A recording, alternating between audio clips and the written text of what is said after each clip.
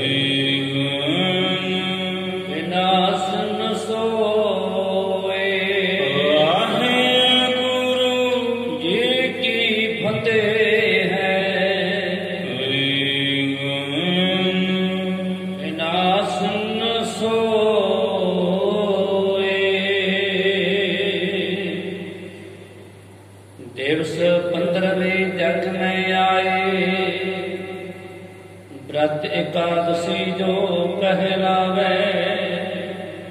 साध संगत जी वाहेगुरु जी का खालसा वाहेगुरु जी की फतेह।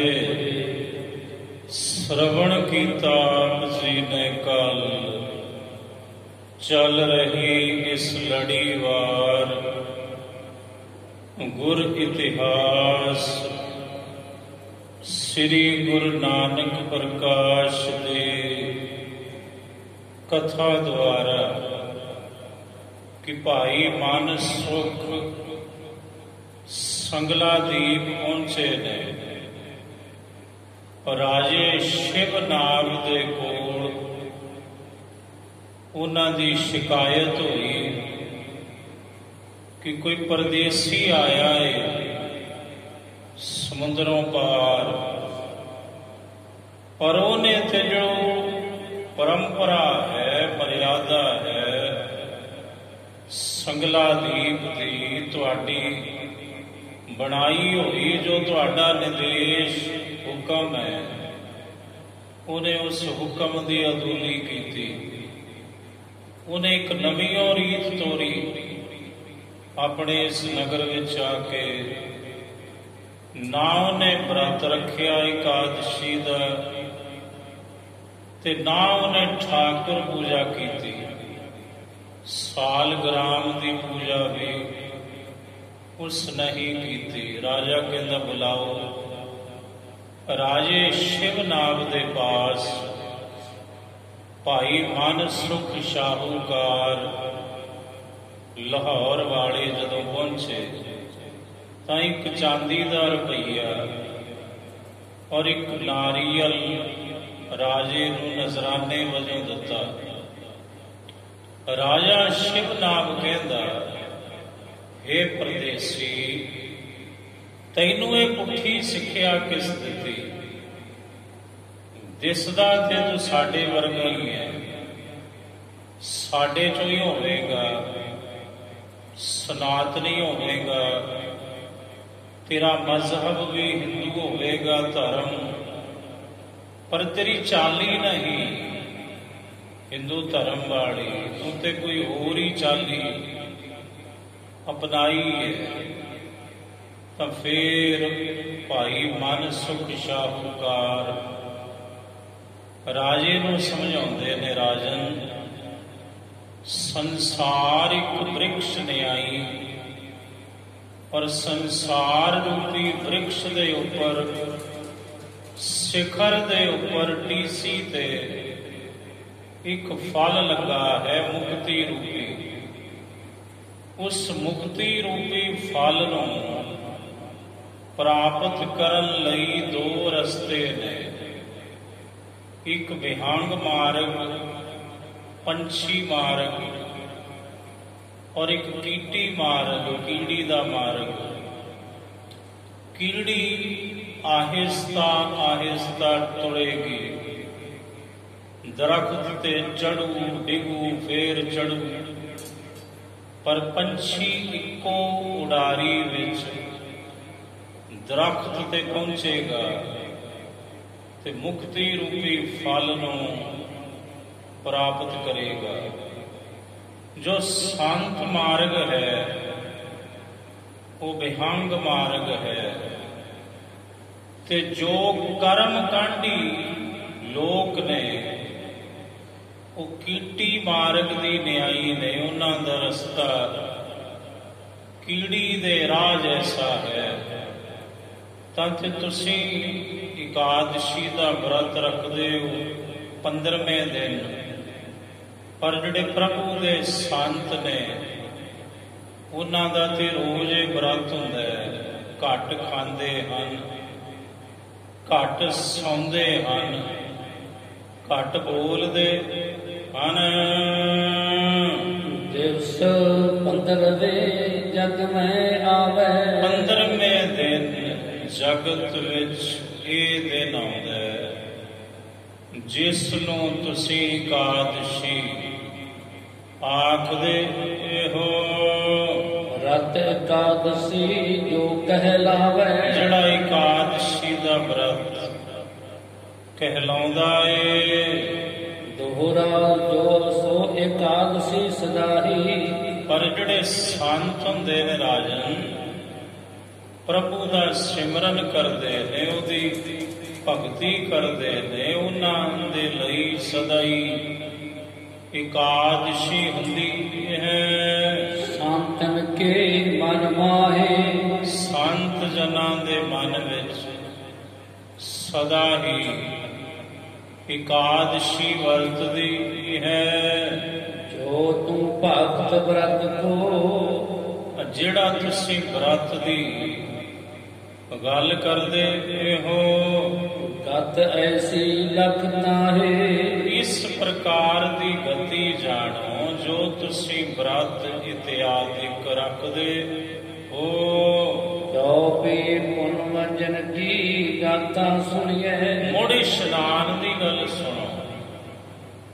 ਤੁਸੀਂ ਕਹਿੰਦੇ ਹੋ ਮੇਰੇ ਉੱਪਰ ਦੋਸ਼ ਮੜਦੇ ਹੋ ਬਈ ਕਿਤੇ ਤੂੰ ਬ੍ਰਤ ਨਹੀਂ ਰੱਖਿਆ, ਦੂਸਰਾ ਤੂੰ ਇਸ਼ਨਾਨ ਕੋਈ ਨਹੀਂ ਕੀਤਾ, ਦਿਨ ਚੜੇ। ਇਹ ਰਾਜਨ ਇੰਜ ਸੁਣੋ, ਇਸ਼ਨਾਨ ਦੀ ਗਤ ਦੇਸ ਜੇ ਧਿਆਨ ਅਦਕ ਫਲ ਜਨਿਏ। ਵੇਖੋ ਜਿਹੜਾ ਇਸ਼ਨਾਨ ਦਾ ਫਲ ਹੈ, ਨਿਰਣਾ ਕਰੋ ਕਿਹੜੇ ਇਸ਼ਨਾਨ ਦਾ ਫਲ ਅਧਿਕ ਜਾਣਿਆ ਜਾਂਦਾ ਹੈ। ਹੁਣ ਨਿਰਣਾ ਤੁਸਾਂ ਕਰਨਾ ਏ। ਜਾਮ ਜਾਪਨੀ ਨਾਵਨ ਕਰਹੀ। ਪਹਿਰ ਰਾਤ ਬਾਕੀ ਰਹਿੰਦੇ ਆ ਜਿਹੜੇ ਸੰਤ ਭਗਤ ਇਸ਼ਨਾਨ ਕਰਦੇ ਹਨ। ਕੰਚਨ ਭਾਰਦਾਨ ਭਰ ਭਰਹੀ। ਇਹ ਲਿਖਿਆ ਹੋਇਆ ਵੇਦਾਂ ਸ਼ਾਸਤਰਾਂ ਵਿੱਚ, ਧਾਰਮਿਕ ਜਿਹੜੇ ਗ੍ਰੰਥ ਨੇ ਤੁਹਾਡੇ, ਵੀ ਸਵਾ ਪਹਿਰ ਰਾਤ ਰਹਿੰਦੀ ਜਿਹੜਾ ਨਹਾਉਂਦਾ ਹੈ ਉਹਨੂੰ ਸਵਾ ਮਣ ਸੋਨਾ ਦਾਨ ਕਰਨ ਦਾ ਫਲ ਪ੍ਰਾਪਤ ਹੁੰਦਾ ਏ। ਚਾਤਰ ਘਟੀ ਨਿਸਤੇ ਜੋ ਨਾਵੇ। 4 ਘੜੀਆਂ ਬਾਅਦ, ਸਵਾ ਪਹਿਰ ਰਾਤ ਤੋਂ 4 ਘੜੀਆਂ ਬਾਅਦ ਜਿਹੜਾ ਮਨੁੱਖ ਨਹਾਉਂਦਾ ਹੈ, ਇਤਨੋ ਦਾਨ ਰਜਤ ਫਲ ਪਾਵੇ। ਉਸ ਨੂੰ ਸਵਾ ਮਣ ਚਾਂਦੀ ਦਾਨ ਕਰਨ ਦਾ ਫਲ ਪ੍ਰਾਪਤ ਹੁੰਦਾ ਏ। ਘਟੀ ਰਹਿਣ ਤੇ ਕਰੇ ਸਨਾਨਾ। ਜਿਹੜਾ 1 ਘੜੀ ਰਾਤ ਬਾਕੀ ਰਹਿਣ ਤੋਂ ਇਸ਼ਨਾਨ ਕਰਦਾ ਹੈ, ਨਹਾਉਂਦਾ ਏ, ਹਲ ਹੈ ਖੀਰ ਸਵਾ ਮਨ ਦਾਨਾ। ਉਹਨੂੰ ਸਵਾ ਮਣ ਦੁੱਧ ਦਾਨ ਕਰਨ ਦੇ ਬਰਾਬਰ ਫਲ ਪ੍ਰਾਪਤ ਹੁੰਦਾ ਏ। ਰਾਤ ਕਾਲ ਜੋ ਉੱਠ ਕਰ ਜੋ ਨਾਵੇ।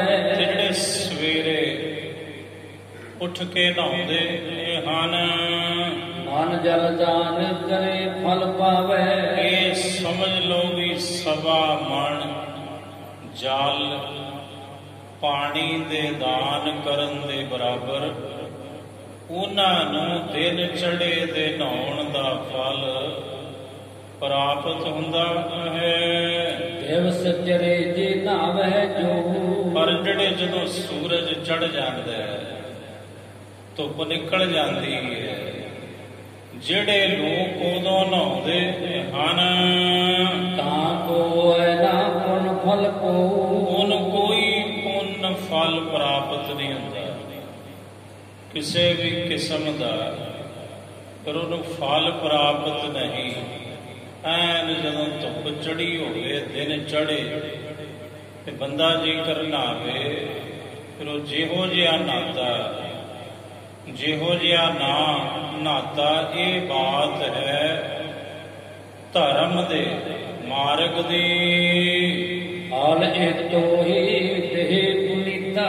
ਬਸ ਇਤਨਾ ਹੀ ਫਲ ਰਾਜਨ ਜਿੰਨਾ ਇਸ਼ਨਾਨ ਦਾ ਮਹਾਤਮ ਮੈਂ ਤੁਹਾਨੂੰ ਦੱਸਿਆ, ਇਤਨਾ ਹੀ ਫਲ ਜੀਵ ਦੀ ਦੇਹੀ ਦੇ ਪਵਿੱਤਰ ਹੋਣ ਦਾ ਪ੍ਰਾਪਤ ਹੁੰਦਾ ਜੀਵ ਨੂੰ, ਅਗਰ ਉਹ ਇਸ ਤਰੀਕੇ ਨਾਲ ਇਸ਼ਨਾਨ ਕਰੇ। ਨਿਸਤੇ ਨਾਵਨ ਆਦਿ ਰੀਤਾ, ਵੇਖੋ ਜਿਹੜਾ ਨਹਾਉਣਾ ਹੈ, ਇਸ਼ਨਾਨ ਕਰਨਾ ਹੈ, ਪਹਿਰ ਰਾਤ ਰਹਿੰਦੀ ਨਿਗਮਾ ਗਮੋਗੀ ਇਹ ਨਿਦੇਸ਼ਾ। ਇਹ ਮੈਂ ਨਹੀਂ ਕਹਿ ਰਿਹਾ ਰਾਜਾ ਸ਼ਿਵਨਾਗ, ਇਹ ਨਿਗਮਾਗਮ ਵੇਦ ਸ਼ਾਸਤਰਾਂ ਵਿੱਚ ਇਹ ਕੁਝ ਵਿਚਾਰਾਂ ਹਨ ਜੋ ਕਿ ਧਾਰਮਿਕ ਜਿਹੜੇ ਗ੍ਰੰਥ ਨੇ ਤੁਹਾਡੇ ਉਹ ਦੱਸਦੇ ਹਨ। ਨਹਿ ਕਛ ਮੇਰੇ ਬਾਤ ਨਿਦੇਸ਼ਾ, ਇਹ ਕੋਈ ਮੇਰੇ ਬੋਲ ਨਹੀਂ ਰਾਜਨ, ਇਹ ਤੇ ਨਿਗਮ ਦੇ ਬੋਲ ਨੇ, ਵੇਦਾਂ ਸ਼ਾਸਤਰਾਂ ਦੀਆਂ ਇਹ ਵਿਚਾਰਾਂ ਹਨ। ਜੇ ਤੂੰ ਅਸ ਸੰਸੈ ਉਪਜਾਇਸ, ਅਗਰ ਤੂੰ ਇਹੋ ਜਿਹਾ ਸੰਸਾਰ ਆਪਣੇ ਮਨ ਵਿੱਚ ਉਤਪੰਨ ਕਰੇ, ਇਹ ਰਾਜਨ ਭਾਨ ਉਗੇ ਤੇ ਮਚਨ ਆਇਸ। ਬਈ ਸੂਰਜ ਚੜ੍ਹੇ ਤੋਂ ਨਹਾਉਣ ਦਾ ਹੁਕਮ ਹੈ ਤੇਰਾ, ਤੇਰੀ ਨਗਰੀ ਦੇ ਵਿੱਚ, ਤਾਂ ਪਰ ਮੇਰੇ ਬਚਨ ਸੁਣੀਜੈ, ਤਾਂ ਉਹਦੇ ਉੱਪਰ ਵੀ ਮੇਰੇ ਬੋਲ ਸੁਣੋ। ਨੀਕੇ ਸੋ ਮਤ ਧਾਰ ਮਨ ਲੀਜੈ, ਚੰਗੀ ਤਰ੍ਹਾਂ ਸਿੱਖਿਆ ਰਾਜਨ ਧਾਰਨ ਕਰ ਲਵੋ। ਦੋਹਰਾ ਕਿਤਕ ਤਿਨਕ ਤੈ ਪਰਵਰਤੀ, ਇਹ ਦੱਸੋ ਰਾਜਨ, ਇਹ ਜਿਹੜੇ ਕਰਮ ਕਾਂਡ ਨੇ ਇਹ ਕਿੰਨੇ ਕੁ ਸਮੇਂ ਤੋਂ ਚੱਲੇ ਹਨ? ਕਰਮ ਕਾਂਡ ਕੀ ਰੀਤ, ਜਿਹੜੀ ਕਰਮ ਕਾਂਡ ਦੀ ਰੀਤੀ ਹੈ ਇਹ ਕਦੋਂ ਤੋਂ ਚੱਲੀ ਹੈ, ਕਿਤਨੇ ਸਮੇਂ ਤੋਂ ਚੱਲੀ ਹੈ?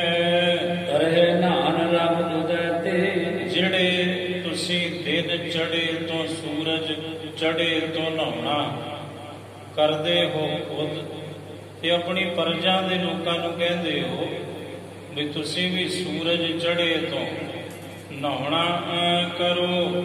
ਅਸ ਵਿਦ ਸਮਝੋ ਜੀਤ, ਇਸ ਪ੍ਰਕਾਰ ਆਪਣੇ ਚਿੱਤ ਵਿੱਚ ਰਾਜਨ ਸਮਝੋ। ਜੋ ਵੀ ਜਾਮ ਜਾਮਲੀ ਬੰਜਰ ਕਰਕੇ, ਜਿਹੜੇ ਪਹਿਰ ਰਾਤ ਰਹਿੰਦੀ ਇਸ਼ਨਾਨ ਕਰਦੇ ਹਨ, ਸਿਮਰੇ ਨਾਮ ਪ੍ਰੇਮ ਔਰ ਧਰ ਕੇ, ਜਿਹੜੇ ਆਪਣੇ ਮਨ ਦੇ ਅੰਦਰ ਅਕਾਲ ਪੁਰਖ ਰਾਮ ਪ੍ਰਭੂ ਭਗਵਾਨ ਦਾ ਪ੍ਰੇਮ ਧਾਰਨ ਕਰਕੇ ਪ੍ਰਭੂ ਦੀ ਭਗਤੀ ਕਰਦੇ ਹਨ, ਉਹਦੇ ਨਾਮ ਨੂੰ ਸਿਮਰਦੇ ਹਨ ਅੰਮ੍ਰਿਤ ਵੇਲੇ। ਮਹਿਮਾ ਜਾਗਨ ਪਿਸਲੀ ਲੈਣਾ, ਤੇ ਜਿਹੜੀ ਪਿਛਲ ਰਾਤ ਜਾਗਣ ਦੀ ਮਹਿਮਾ ਹੈ, ਨਿਗਮਾ ਗਮ ਭਾਵਤ ਕਹੇ ਬੈਨਾ, ਇਹ ਵੀ ਵੇਦ ਸ਼ਾਸਤਰ ਕਹਿੰਦੇ ਨੇ ਰਾਜਨ, ਇਹ ਬੋਲ ਵੀ ਮੇਰੇ ਨਹੀਂ, ਇਹ ਵੀ ਤੁਹਾਡੇ ਧਾਰਮਿਕ ਗ੍ਰੰਥ ਹੀ ਆਖਦੇ ਹਨ। ਪੁੰਨ ਪਾਨ ਪੂਜਨ ਬਕਰਾਰਾ, ਮੋੜ ਤੁਸੀਂ ਮੇਰੇ ਉੱਪਰ ਦੋਸ਼ ਮੜਿਆ ਵੀ ਮੈਂ ਠਾਕੁਰ ਦੀ ਪੂਜਾ ਨਹੀਂ ਕੀਤੀ। ਹੁਣ ਸੁਣੋ ਤੁਸੀਂ, ਜਿਹੜੀ ਤੁਸੀਂ ਸਾਲਗਰਾਮ ਦੀ ਠਾਕੁਰ ਦੀ ਪਾਹਨ ਦੀ ਪੂਜਾ ਕਰਦੇ ਹੋ, ਸੋ ਮੈਂ ਕਹੂੰ ਸੁਨੋ ਨਿਰਤਾਰਾ, ਨਿਰਣਾ ਕਰੋ ਤੁਸੀਂ। ਕਹਿੰਦਾ ਮੈਂ ਹਾਂ, ਜਿੱਥੇ ਤੁਹਾਨੂੰ ਲੱਗੇ ਮੈਂ ਗਲਤ ਹਾਂ ਤੁਸੀਂ ਮੈਨੂੰ ਸਵਾਲ ਪੁੱਛ ਸਕਦੇ ਹੋ, ਪਰ ਨਿਰਣਾ ਕਰਿਓ ਜੋ ਮੈਂ ਕਹਿ ਰਿਹਾ ਹਾਂ ਕਿ ਉਹ ਸਹੀ ਹੈ ਜਾਂ ਗਲਤ ਹੈ। ਰਾਜਨ ਆਤ ਨਾ ਪੀਤ ਨਾ ਦੇ ਉਪਦੇਸਾ, ਇਹ ਦੱਸੋ ਜਿਸ ਪਾਹਨ ਨੂੰ ਤੁਸੀਂ ਪਰਮੇਸ਼ਰ ਕਹਿੰਦੇ ਹੋ, ਇਹ ਨਾ ਕੋਈ ਉਪਦੇਸ਼ ਦਿੰਦਾ ਨਾ ਖਾਂਦਾ ਏ, ਨਾ ਪੀਂਦਾ ਏ। ਤਾਹੇ ਸੇਵ ਮੈਂ ਕਿਆ ਫਲ ਲੀਸਾ। ਮੇਰੇ ਦੱਸੋ ਦੀ ਸੇਵਾ ਵਿੱਚੋਂ ਫਲ ਕੀ ਮਿਲੇਗਾ? ਜਿਹੜਾ ਬੋਲਦਾ ਨਹੀਂ, ਕੋਈ ਉਪਦੇਸ਼ ਨਹੀਂ ਦਿੰਦਾ, ਖਾਂਦਾ ਨਹੀਂ, ਪੀਂਦਾ ਨਹੀਂ। ਸਤਿਗੁਰ ਪੂਰਨ ਪਰਮ ਕਿਰਪਾਲਾ। ਜਿਹੜੇ ਸਤਿਗੁਰੂ ਹੋਂਦੇ ਨੇ ਪੂਰਨ, ਸਭ ਤੋਂ ਵੱਡੇ, ਕਿਰਪਾ ਦੇ ਇਹ ਘਰ। ਤਿਨਹਿ ਸੇਵ ਫਲ ਲਿਓ ਵਿਸਾਲਾ। ਪੂਰੇ ਗੁਰੂ ਦੀ ਸੇਵਾ ਦਾ ਫਲ। ਪਰਮੇਸ਼ਰ ਬੋਲਦਾ ਵੀ ਹੈ, ਸੁਣਦਾ ਵੀ ਹੈ, ਵੇਂਦਾ ਵੀ ਹੈ। ਤੇ ਪ੍ਰਭੂ ਦੀ ਜਿਹੜੀ ਸੇਵਾ ਹੈ, ਗੁਰੂ ਦੀ ਜਿਹੜੀ ਸੇਵਾ ਹੈ, ਉਹਦਾ ਫਲ ਬਹੁਤ ਵੱਡਾ ਹੈ। ਸੇਵਾ ਕਰਨ ਵਾਲਾ ਪ੍ਰਾਪਤ ਕਰਦੇ ਉਸ ਫਲ ਨੂੰ। ਜਗ ਦੇ ਉਧਾਰਨ ਹਿਤ ਤਨ ਧਾਰਾ। ਤਾਂ ਤੇ ਜਗਤ ਦੇ ਉਧਾਰ ਕਰਨ ਲਈ ਜਿਸ ਗੁਰੂ ਦਾ ਮੈਂ ਸਿੱਖ ਹਾਂ, ਮੇਰੇ ਸਤਿਗੁਰੂ ਨੇ ਇਸ ਧਰਤੀ ਤੇ ਅਵਤਾਰ ਧਾਰਨ ਕੀਤਾ ਏ। ਕਲ ਕੇ ਕਾਲ ਵਿਖੇ ਅਵਤਾਰਾ। ਇਸ ਕਲਯੁਗ ਦੇ ਸਮੇਂ ਵਿੱਚ ਜਿਸ ਗੁਰੂ ਦਾ ਮੈਂ ਸਿੱਖ ਹਾਂ, ਮੇਰੇ ਸਤਿਗੁਰੂ ਜੀ ਨੇ ਕਲਯੁਗ ਦਾ ਉਧਾਰ ਕਰਨ ਲਈ ਤੇ ਕਲਯੁਗੀ ਜੀਵਾਂ ਦਾ ਉਧਾਰ ਕਰਨ ਲਈ ਇਸ ਮਾਤ ਲੋਕ ਤੇ ਖੁਦ ਆਪ ਭਗਵਾਨ ਜੀ ਆਏ ਹਨ ਗੁਰੂ ਦੇ ਰੂਪ ਵਿੱਚ। ਵਾਚਨ ਸੋਚਨ ਕੇ ਭਾਨ ਸਮਾਨਾ। ਤੇ ਮੇਰੇ ਜਿਹੜੇ ਸਤਿਗੁਰੂ ਨੇ ਰਾਜਨ, ਉਹਨਾਂ ਦੇ ਬੋਲ ਸੂਰਜ ਵਾਂਗ ਹਨ, ਪ੍ਰਕਾਸ਼ ਕਰਨ ਵਾਲੇ। ਤਮ ਅਗਿਆਨ ਕੀਨ ਹਮ ਜਹਾਨਾ।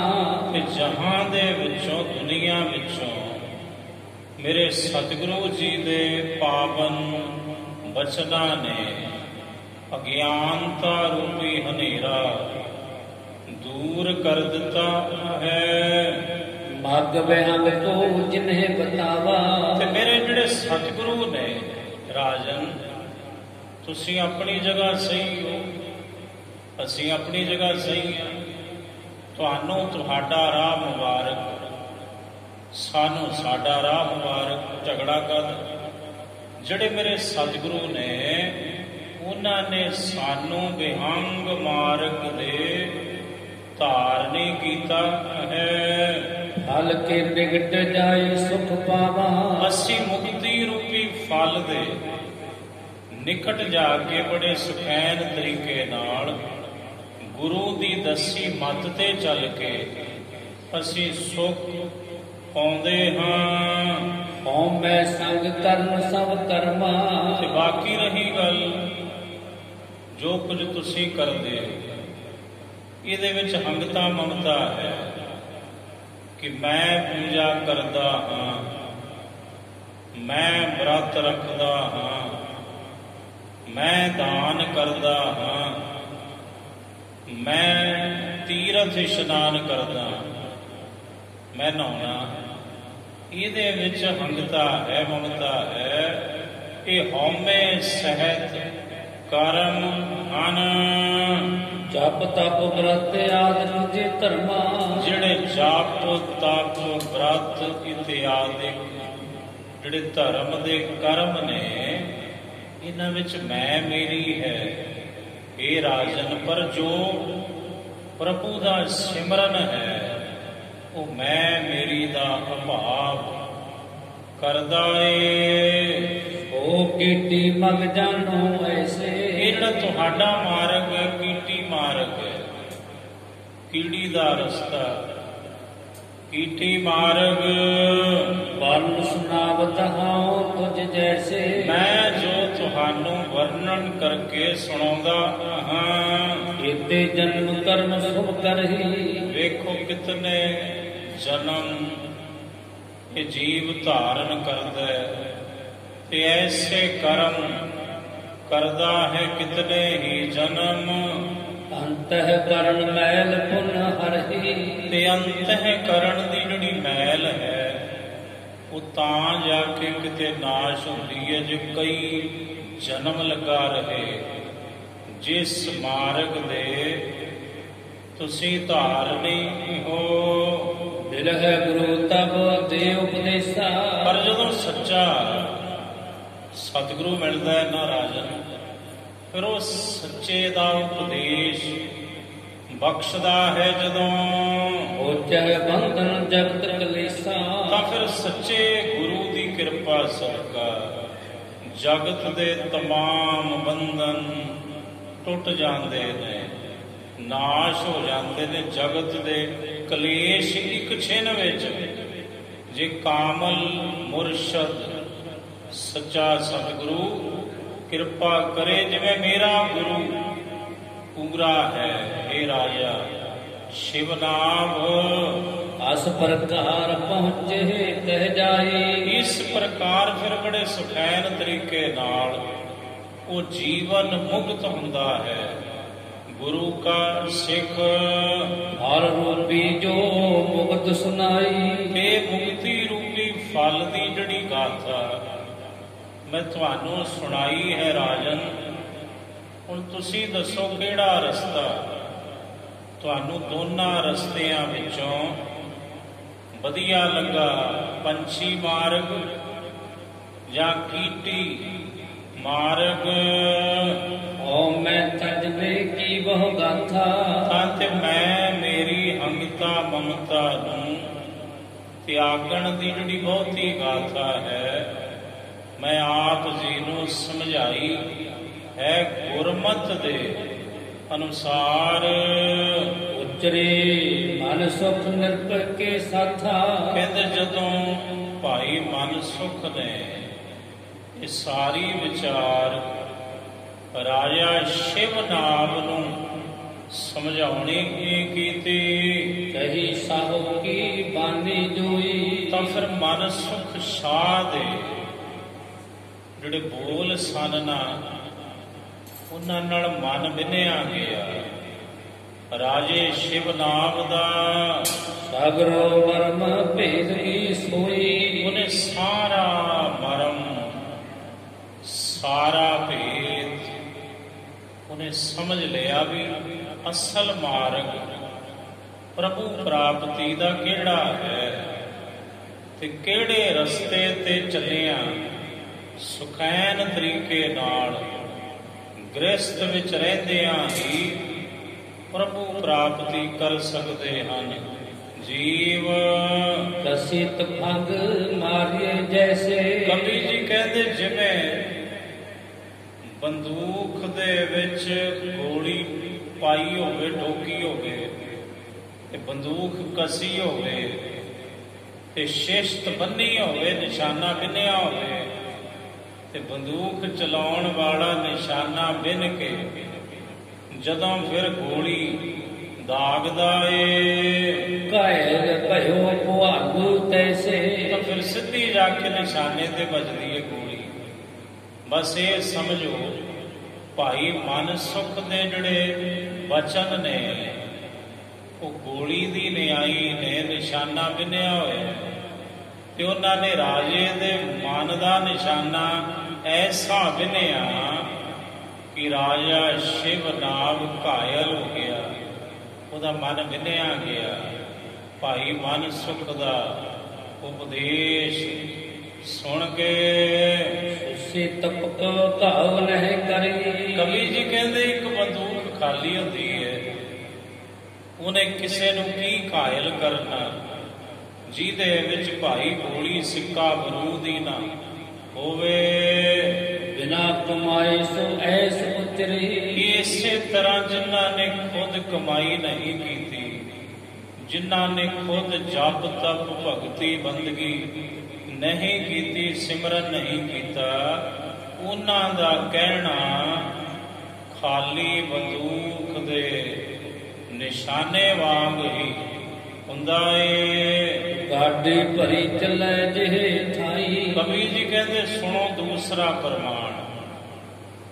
ਜਿਵੇਂ ਇੱਕ ਗੱਡੀ ਭਰੀ ਹੋਈ ਹੈ, ਉਹਦੇ ਤੇ ਮਾਲ ਭਰਿਆ ਹੋਇਆ, ਲੱਦੀ ਹੋਈ ਹੈ ਗੱਡੀ ਜਾਂ ਗੱਡਾ, ਤੇ ਜਦੋਂ ਜ਼ਮੀਨ ਦੇ ਉੱਪਰ ਉਹ ਗੱਡੀ ਜਾਂ ਗੱਡਾ ਚੱਲਦਾ ਹੈ ਨਾ, ਤਾਂ ਧਰਤੀ ਦੇ ਵਿੱਚ ਤਰੇੜ ਆਉਂਦੀ ਹੈ, ਪਤਾ ਲੱਗਦਾ ਹੈ ਵੀ ਕੋਈ ਚੀਜ਼ ਚੱਲ ਰਹੀ ਹੈ। ਤੋਰਕ ਧਰਨੀ ਤਕੋ ਸੋ ਜਾਈ। ਫਿਰ ਉਹ ਧਰਤੀ ਨੂੰ ਤੋੜਦੀ ਜਾਂਦੀ ਹੈ। ਉਹ ਭਰੀ ਹੋਈ ਗੱਡੀ ਛੂਛੀ ਜਾਏ ਉਪਰੇ ਪੋਲੀ। ਪਰ ਜੇ ਛੂਛੀ ਹੋਵੇ, ਖਾਲੀ ਹੋਵੇ ਗੱਡੀ ਜਾਂ ਗੱਡਾ, ਪਰ ਧਰਤੀ ਨੂੰ ਮਹਿਸੂਸ ਹੈ ਕੁਝ ਨਹੀਂ ਹੁੰਦਾ। ਪਰ ਉਹ ਪੋਲਾ ਹੀ ਚੱਲਦਾ ਹੈ ਉੱਪਰ ਪ੍ਰਿਥਵੀ ਦੇ, ਗੱਡਾ ਜਾਂ ਗੱਡੀ। ਕਿਉਂ ਮਨੁੱਖ ਕੀ ਜਨ ਹੋ ਬੋਲੀ। ਇਸੇ ਤਰ੍ਹਾਂ ਮਨ ਸੁਖ ਦੇ ਬੋਲ ਨੇ ਅੰਦਰ ਭਰਿਆ ਹੋਇਆ, ਭਰੀ ਗੱਡੀ ਵਾਂਗ। ਤੇ ਜਿਵੇਂ ਜਿਵੇਂ ਉਹ ਚੱਲਦੇ ਗਏ, ਬੋਲਦੇ ਗਏ, ਤਿਵੇਂ ਰਾਜੇ ਸ਼ਿਵ ਨਾਮ ਦਾ ਹਿਰਦਾ ਬਿਨਦੇ ਗਏ। ਕਿਉਂਕਿ ਖੁਦ ਕਮਾਈ ਸੀ ਭਾਈ ਮਨ ਸੁਖ ਦੀ। ਗੁਰਮੁਖ ਮਨ ਸੁਖ ਕੀ ਸੁਖ ਬਾਨੀ। ਭਾਈ ਮਨ ਸੁਖ ਗੁਰਮੁਖ ਨੇ, ਤੇ ਗੁਰਮੁਖ ਦੀ ਬਾਣੀ, ਗੁਰਮੁਖ ਦੇ ਬੋਲ ਬੜੇ ਸ਼ੁਭ ਹੁੰਦੇ ਹਨ। ਏਕੇ ਨਿਰਭੈ ਮਨ ਮੈਂ ਮਾਨੀ। ਰਾਜੇ ਨੇ ਸਵੀਕਾਰ ਕਰ ਲਈ ਬਾਤ ਵੀ ਇਹ ਸਾਹਮਣੇ ਵਾਲਾ ਜੋ ਹੈ ਕਿ ਗੁਰੂ का ਸਿੱਖ ਆਖਦਾ ਹੈ ਆਪਣੇ ਆਪ ਨੂੰ, ਪਰ ਅਜੇ ਤੱਕ ਇਸਨੇ ਆਪਣੇ ਗੁਰੂ ਦਾ ਨਾਮ ਨਹੀਂ ਦੱਸਿਆ। ਜਿਹਦਾ ਸਿੱਖ ਇਹੋ ਜਿਹਾ ਪੂਰਨ ਹੈ, ਉਹਦਾ ਗੁਰੂ ਕੈਸਾ ਪੂਰਨ ਹੋਵੇਗਾ। ਜਿਹਦੇ ਸਿੱਖ ਦੇ ਬੋਲ ਇਤਨੇ ਕਾਇਲ ਕਰ ਗਏ ਮੈਨੂੰ, ਮੇਰੇ ਮਨ ਨੂੰ ਅਸਰ ਹੋ ਗਿਆ ਮੇਰੇ ਮਨ ਤੇ, ਤੇ ਜਿਹਦੇ ਗੁਰੂ ਨੂੰ ਮੈਂ ਮਿਲਾਂ ਤੇ ਸਾਹਮਣੇ ਦਾ ਗੁਰੂ ਹੋਵੇ, ਮੈਂ ਹੋਵਾਂ,